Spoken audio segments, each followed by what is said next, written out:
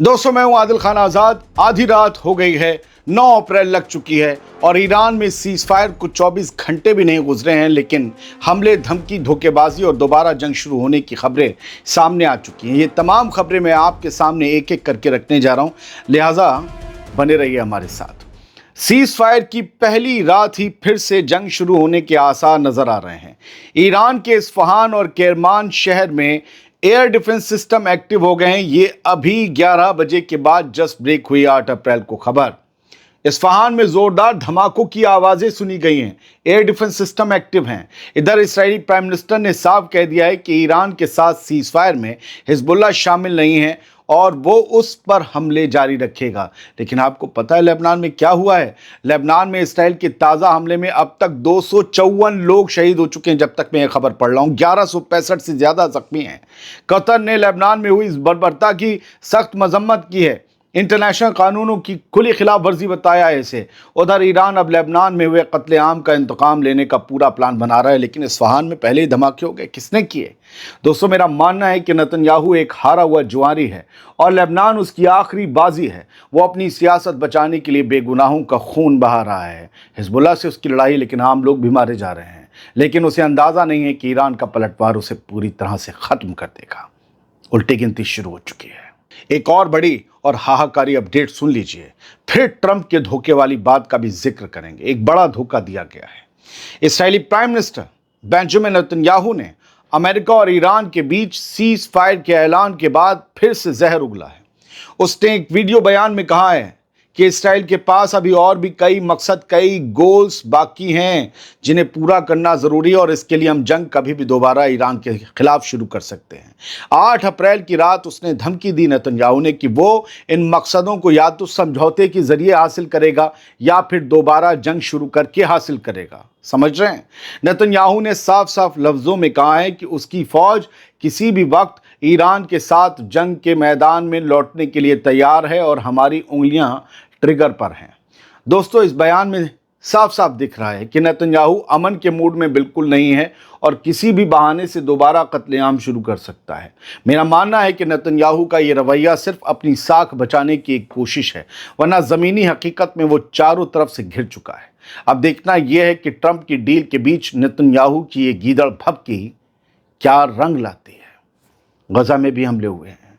अल जजीरा का एक रिपोर्टर आज शहीद हुआ है।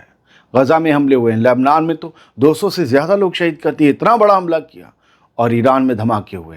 अब समझिए डोनाल्ड ट्रंप ने क्या कहा है, जिससे लग रहा है कि ईरान के साथ इस सीज फायर के नाम पर धोखेबाजी होगी।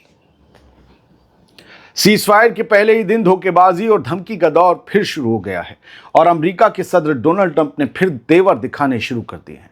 ट्रंप ने साफ कर दिया है कि ईरान के साथ समझौता अपनी जगह है, लेकिन उनकी शर्तें यानी ट्रंप की शर्तें बिल्कुल साफ और सख्त हैं। वो शर्तें अपनी जगह। यूरेनियम एनरिचमेंट हमेशा के लिए ख़त्म करने और रिजीम चेंज का जो शोशा फिका है ट्रंप ने, उसे समझ लीजिए। ट्रंप ने सोशल मीडिया पर ऐलान किया है कि ईरान में अब यूरेनियम एनरिचमेंट का काम पूरी तरह बंद होगा। 1 पैसे का भी यूरेनियम एनरिच नहीं होगा। डोनाल्ड ट्रंप ने इसे प्रोडक्टिव रिजीम चेंज बताते हुए पता है क्या कहा? कि अमेरिका और ईरान मिलकर, जी अमेरिका और ईरान मिलकर उस एनरिच्ड न्यूक्लियर डस्ट को भी ज़मीन से खोद कर बाहर निकालेंगे और उसे ख़त्म करेंगे जो पिछले साल के हमलों के बाद से दफन है। यानी वो ईरान का यूरेनियम जो पहाड़ों में नीचे दफन है, उसे ईरान और अमेरिका मिलकर निकालेंगे। क्या ईरान से इसको लेकर डील होगी जो ट्रंप ऐलान कर रहे हैं? अपने आप ही कुछ भी। हथियार देने वालों को भी सख्त धमकी दी है ट्रंप ने उन मुल्कों को सीधी धमकी दी जो ईरान को मिलिट्री वेपन्स सप्लाई करते हैं। ट्रंप ने कहा कि जो भी मुल्क ईरान को हथियार देगा उस पर अमेरिका की तरफ से फौरन 50% टैरिफ यानी टैक्स लगा दिया जाएगा। इसमें किसी भी मुल्क को कोई छूट नहीं दी जाएगी। ये सीधा निशाना रूस और चाइना पर माना जा रहा है। दोस्तों, स्ट्रेट ऑफ हॉर्मुज़ पर जॉइंट वेंचर का इरादा जो जाहिर किया है डोनाल्ड ट्रंप ने, वो समझ लीजिए बड़ा खतरनाक है। जब ट्रंप से पूछा गया कि क्या वो ईरान को स्ट्रेट ऑफ हॉर्मुज़ से गुजरने वाले जहाज़ों पर फीस वसूलने की इजाज़त देंगे, तो ट्रंप ने एक नया पत्ता फेंक दिया। ट्रंप ने कहा कि वो इसे एक जॉइंट वेंचर की तौर पर देख रहे हैं ताकि मिलकर इस रास्ते को बाकी लोगों से महफूज रखा जा सके। क्या ट्रंप ईरान के साथ मिलकर चुंगी वसूलने की बात कर रहे हैं? इन धमकियों के बीच ईरान के लिए राहत की बात यह रही कि पाबंदियों में ढील की बात भी ट्रंप की तरफ से कही गई। ट्रंप का कहना है कि उनकी हुकूमत फिलहाल ईरान के साथ टैरिफ और पाबंदियों यानी सैंक्शंस में ढील देने पर बात कर रही है, लेकिन ये सब उनकी शर्तों के मानने पर ही मुमकिन होगा। यानी ईरान अगर मान जाए तो पाबंदियों पर ढील मिल सकती है। दोस्तों, मेरा मानना है कि ट्रंप ने एक तरफ सीज फायर की बात की है, दूसरी तरफ रिजीम चेंज और हथियार सप्लाई पर 50% टैरिफ की धमकी देकर ईरान और उसके इत्तेहादियों, उसके दोस्तों की घेराबंदी भी कर दी है। हॉर्मोज को जॉइंट वेंचर बताना असल में उस रास्ते पर अमेरिका की मौजूदगी बनाए रखने की एक सोची समझी चाल है जो दुनिया के लिए बेहद अहम है। जो रास्ता, क्या ईरान इस पर अमेरिका के साथ पार्टनरशिप कर लेगा? क्या ईरान अपना यूरेनियम अमेरिका की सरपरस्ती में तबाह करवा लेगा? मेरे ख्याल से तो ये नामुमकिन लगता है, लेकिन डील में दोनों मुल्कों को एक दूसरे की कुछ तो शर्तें माननी ही होंगी, वरना जंग तो फिर से शुरू हो सकती है। फिलहाल अब ये देखना है कि ईरान जो हुर्मुज़ पर अपनी अकेले की बादशाहत और बिटकॉइन टैक्स की बात कर रहा है, वो ट्रंप के इस जॉइंट वेंचर वाले जाल में फंसेगा या 11 अप्रैल की इस्लामाबाद टॉक से पहले ये रस्साकशी किसी नए टकराव को जन्म दे डालेगी। हम देखेंगे। अब कुछ खबरें सुन लीजिए, कुछ हेडलाइंस, उससे आपको लग जाएगा ये जंग टलना नहीं है, ये सीज फायर होना नहीं है, सब कुछ वही है, बस थम गया है।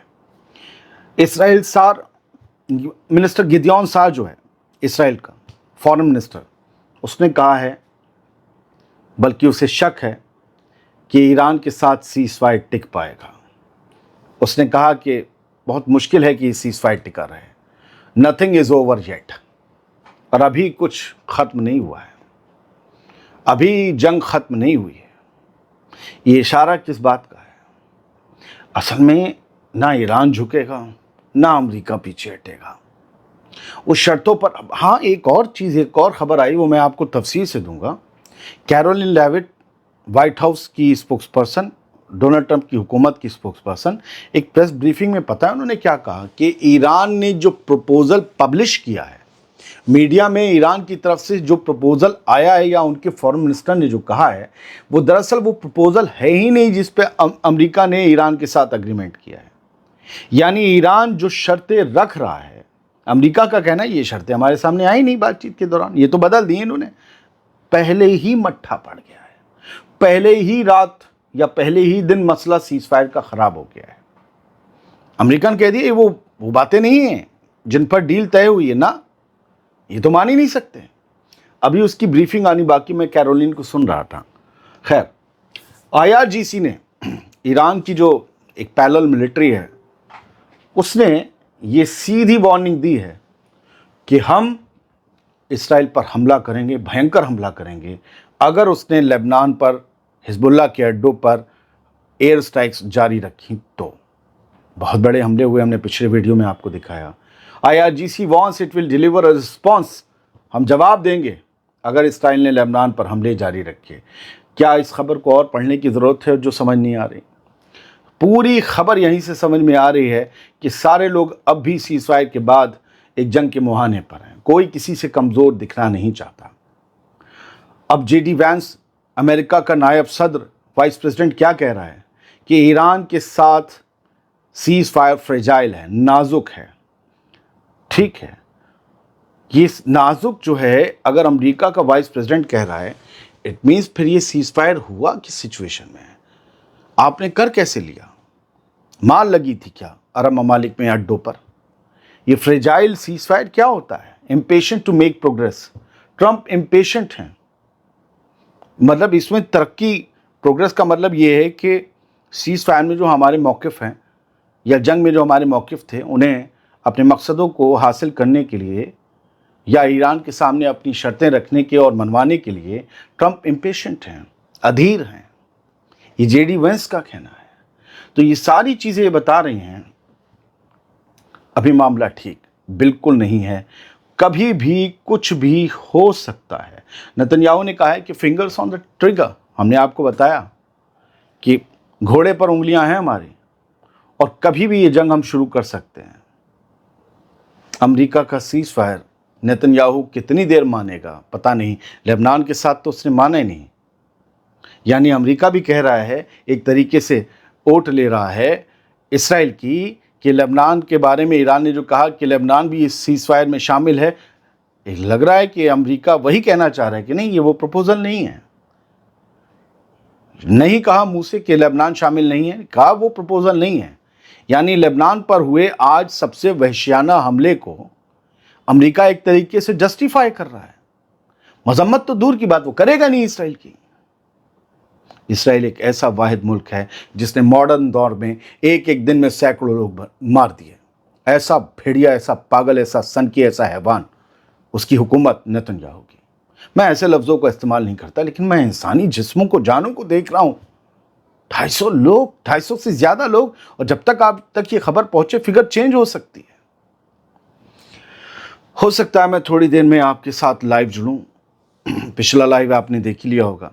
हो सकता है, आई एम नॉट कन्फर्म, मैं आपको प्रॉमिस भी नहीं करूँगा, लेकिन अगर बड़ी खबर होगी तभी आऊँगा। हल्की फुल्की खबरें लेकर नहीं आऊँगा, कि कुछ भी बना देने के लिए मैं वीडियो नहीं बनाता, ना लाइव आता।